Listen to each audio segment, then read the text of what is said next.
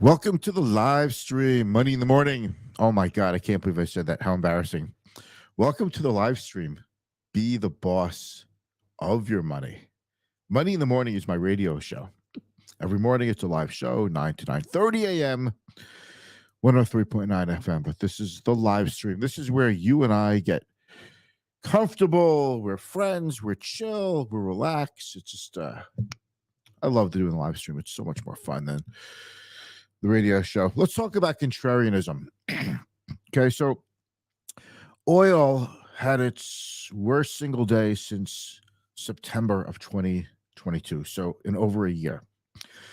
Just when you see oil hitting the 90s, the mid 90s per barrel, out of the woodwork come analysts who say, oh, it could go to 100. I mean, once oil goes from like 70 to 95, and then someone comes out and says, it could go to 100 now. It is such an unbelievably weak call. You know, it's like, yeah, it's almost there. So now you're going to say it. And then analysts come out of the woodwork and say it's 150. Just like when the market goes down in the market wreckage in March of 2009, there were plenty of people who were saying when the market was bottoming, we're not out of the woods yet. I want you to know, I should list that as like my top 10 like worst things that I can't stand hearing in financial news. We're not out of the woods yet. Yeah. So it's like no one's asking you to make a perfect prediction about the stock market, but we're not out of the woods yet. So I'm bullish. I think the market could go up, but we're not out of the woods yet. So if anything bad happens, you could always say, but I did say we're not out of the woods yet. The word yet can imply anything. It just means it could go on forever. 3 years later, I told you we're not out of the woods yet. All right. So the rant today is really about being a contrarian. Whenever you see the market go down a lot, you have people marched out, paraded out, who are telling you how bad things are. The student debt has to be paid back. Credit card debt. Consumers are strapped. Stimulus money is spent. Interest rates are higher. That's going to slow down the economy. Now, if you didn't know all those yet, you haven't been paying attention. Those are knowns. Okay. It's the unknowns that catch us. But to state the obvious, well, okay, so the market could go down. Noted. The economy could get weaker and go into recession. Noted. We talk about this like every single day. But what I want to really do is bring you a show that is not just about having one person on who says the market's going to go up. The next person I have on says the stock market's going to go down. And the next person says the stock market's going to go up. The next person says the stock market's going to go down. And just have an endless loop of you don't know what the heck you're listening to. Stay tuned for breaking news. The next earnings report is going to be crucial of whatever company it is. Nobody even remembers any of the earnings reports from the last quarter, in spite of how important every one of them was. We have to focus on the long term. It doesn't mean that we don't pay attention. It means we understand it means understanding what's taking place so that we can stick to investments for the long term. I don't preach about the hot stock of the day. I don't care for articles that say 4 stocks to invest in for the fourth quarter to catch the artificial intelligence upside. I don't get into those kinds of articles. Here are 3 stocks you should own now for higher interest rates. Okay. And now you're seeing articles come out of all the products that you should be buying for higher interest rates. Floating rate bond funds, investments that could go up during higher interest rates, oil stocks, maybe, all the ways that you could invest. Exchange traded funds with collars on them, meaning they can only go down a certain amount, but you could capture the upside. And people come out of the woodwork with these things. And what I'm here to tell you is next week, when the market recovers or starts to go up and things look different, you'll have a new set of people come out and say, we're really bullish. This market's oversold. You should be buying with both hands now. You should, interest rates are going to go down. The market's getting weaker. The economy's getting weaker. The Fed knows it's getting weaker, so they have to cut rates. That's good for the market. And you really just wind up in a state of paralysis from over analysis when we know damn well the key to success as a typical consumer investor like you and I is investing for the long term and tuning out the noise. It's a snooze fest, right? Financial success is a snooze fest. You invest and you wait. And while you wait, do something else with your time. Learn a new skill. Take up a new hobby. Have fun. And more importantly, while you're watching this, whether if you're during the live stream or the replay, give me a thumbs up, please. It'll help the algorithm. It'll help spread the good news of the show, the good work we're doing here. Your other contacts and social media will see it. If you have any questions, ask me in the comments. I love hearing from you.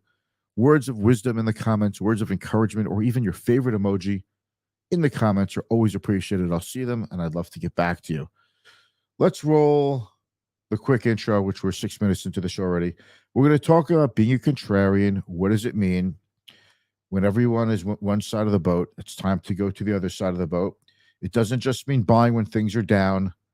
Doesn't mean that silly expression, oh, they're down. That's when you're supposed to buy them, when they're down. If it was only that simple. Here we go with the intro. Stick around. We're going to talk about what you could be doing in the case that interest rates may be peaking, may go down from here. And even if they don't peak, you could still earn a pretty decent income.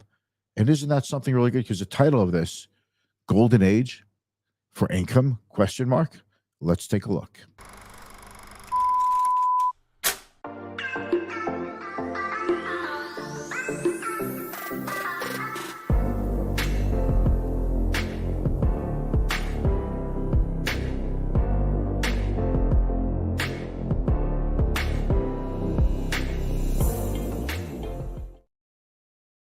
Hey, I'll tell you a story about my old Uncle Ted. I had an Uncle Ted, and he was like the smartest guy in the family, super highly educated, super into the arts, and he could play saxophone, clarinet, piano, could read music, a memory like an elephant, knew everything about the subway system in New York, and also very affable and a very nice, kind, gentle, wonderful man. He was a really good guy. Business probably wasn't his thing. And I remember every now and then Uncle Ted was struggling financially, but he did feed his family, took care of his family, put his family first. He did put his kids through college. And overall, he was a really good man. World War II veteran, okay? He was in the marching band in World War II, okay? And I remember when the market was tanking in 87. Now, mind you, I was 20 years old in 1987. But I do remember the vaguest memory of Uncle Ted's own father calling him up and giving him advice during the crash of 87. Get out while you still have something left. It was pure panic. And Uncle Ted missed a huge rally in the market over the next 30 years.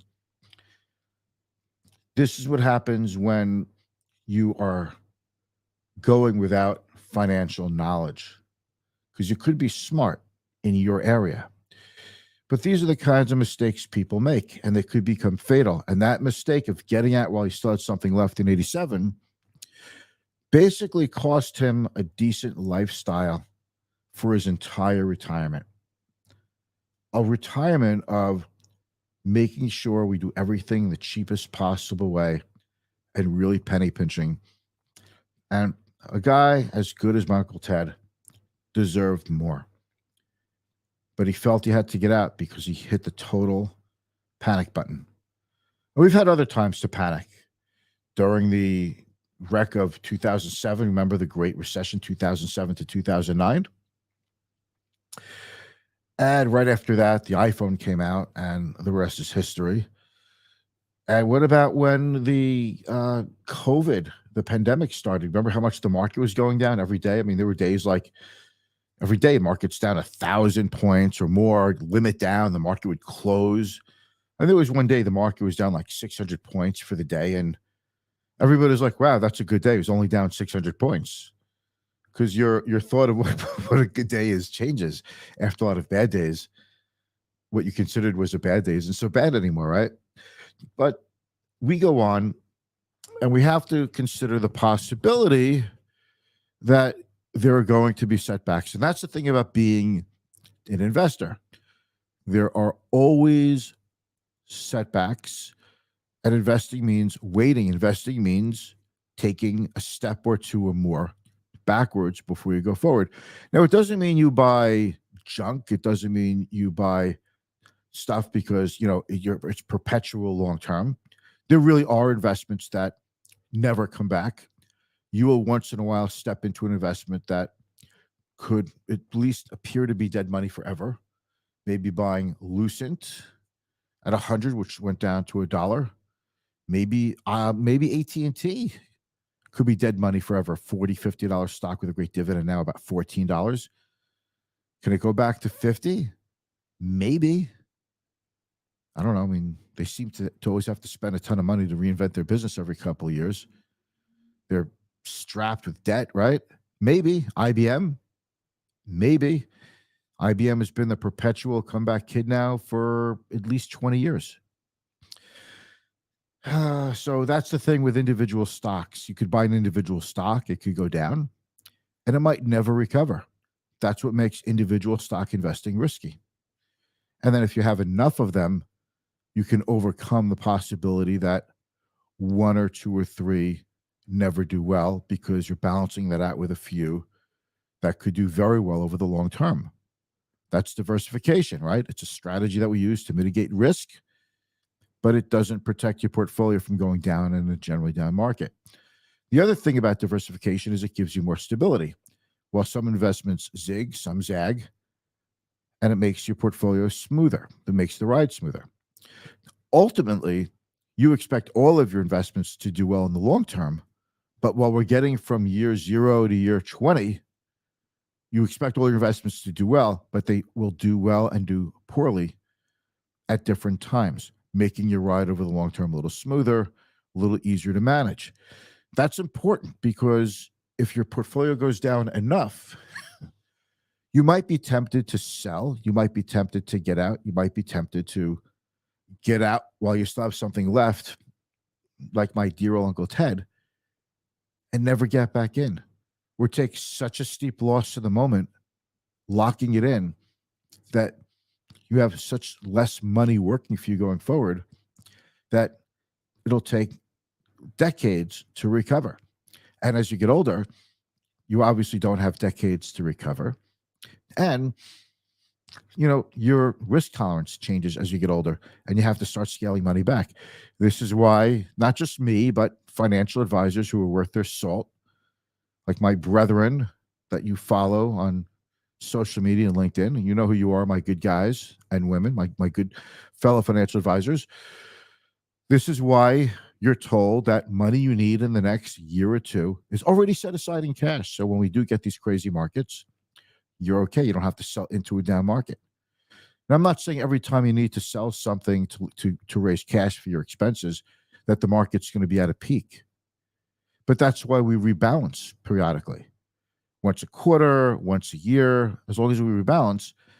And this has the effect of smoothing out the volatility in your portfolio.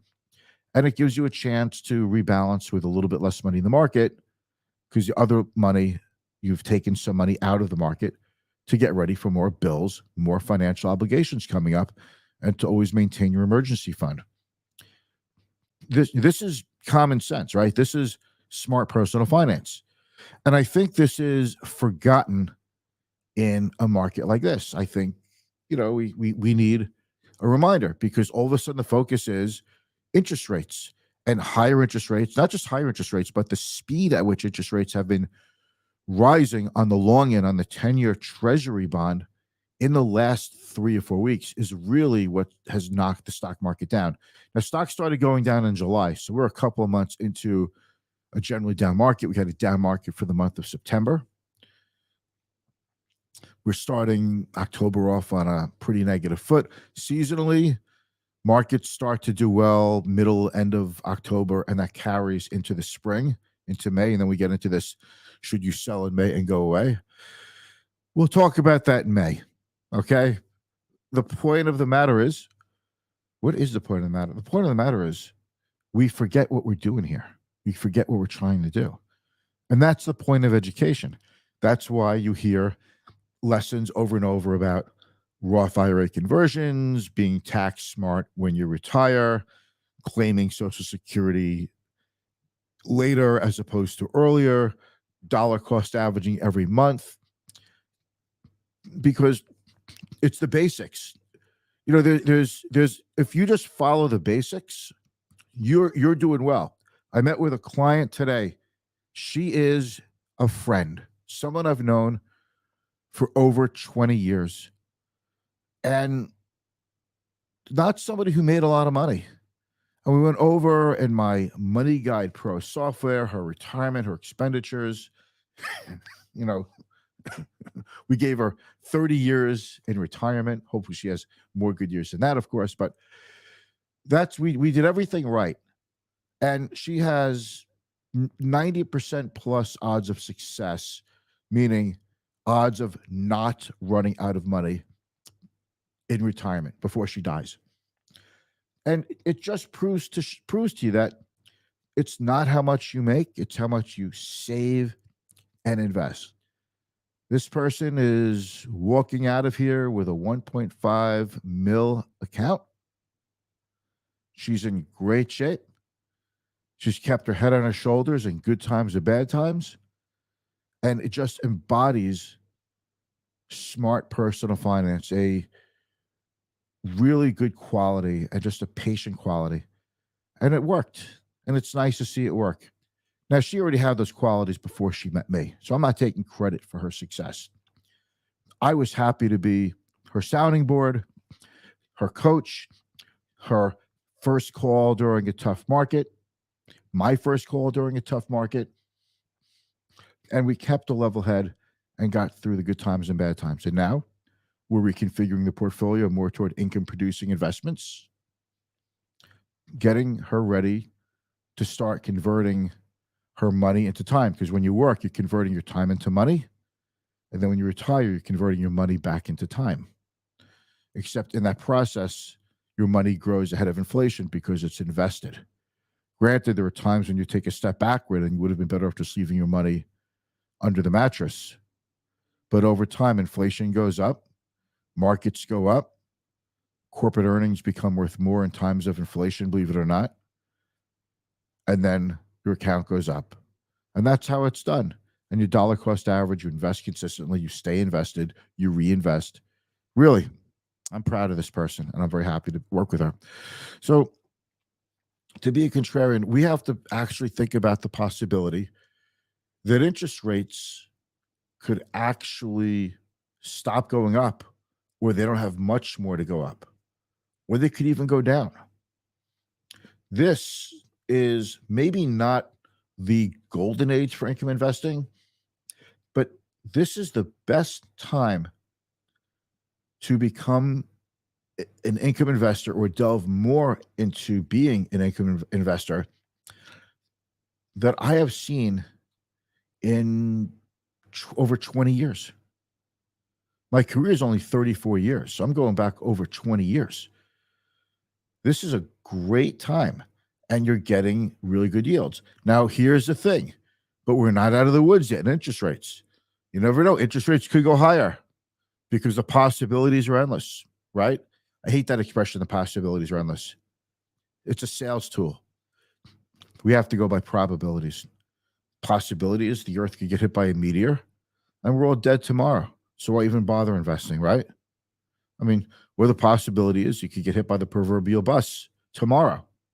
Why bother? I mean, a client for strategy, that's us. And you could check us out at clientforstrategy.com. Reach out to me if you want to pick up a call with me and schedule some time. We'll talk one-on-one to see if I'm a good fit for your finances and if you're a good fit to be my client. And we can see if we're going to work together. Having said that, we go by probabilities.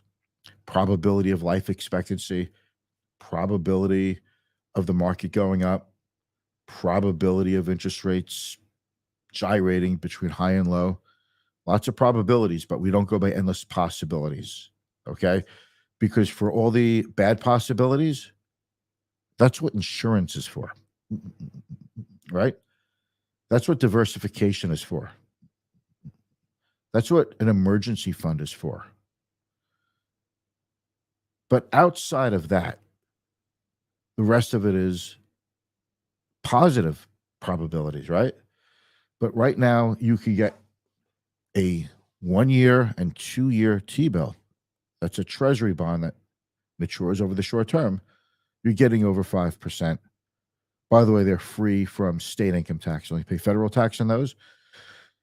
And you can even put a zero coupon bond into an IRA. You can put into a zero coupon bond into a taxable account too.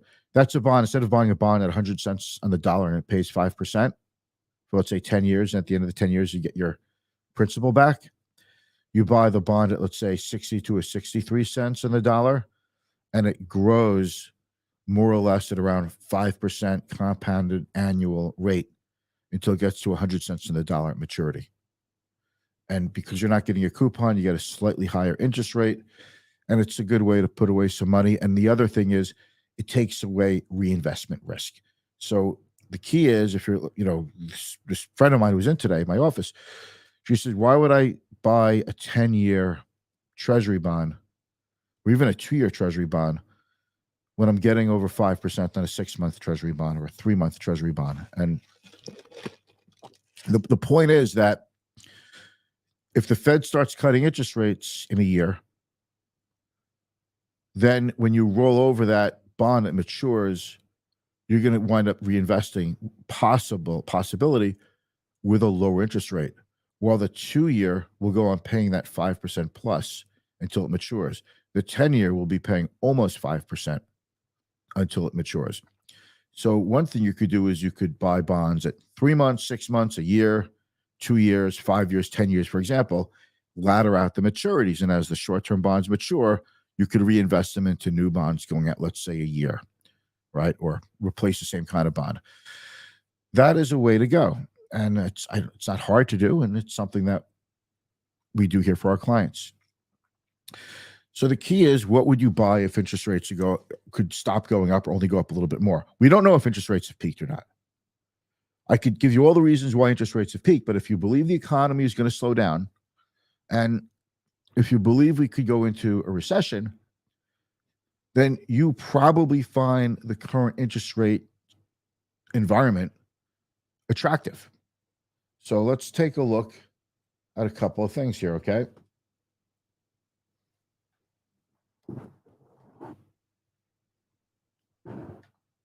Pop myself up here. All right. Most bonds yields are down a little bit today, which was the impetus for the stock market to go up.